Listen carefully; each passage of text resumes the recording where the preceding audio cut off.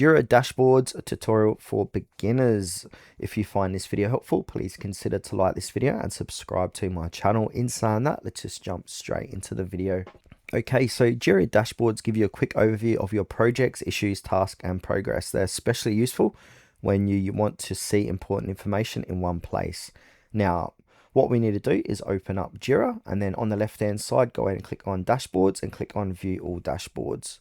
Now from here, we want to go ahead and create new dashboard on the top right-hand corner. And now we want to give this a name. So I want to give this a name called My Project Dashboard, and also give it a description if you want. Choose who can view the dashboard and then click on to save, and that's going to create that dashboard.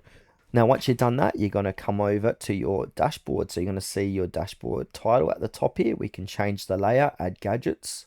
Now, it's saying here you're currently editing in your dashboard, so changes will be saved automatically. Now, if you want to go ahead and add a gadget, go ahead and click on add a new gadget here. And now to the right, it's going to say search gadgets. Now, some useful gadgets is assign to me, got filter results, pie charts, creative versus resolve charts, activity stream, sprint health, etc. I'm going to go ahead and use this one here called pie chart and add this in. Now we want to go ahead and put in a filter project selected, and then also statistic type.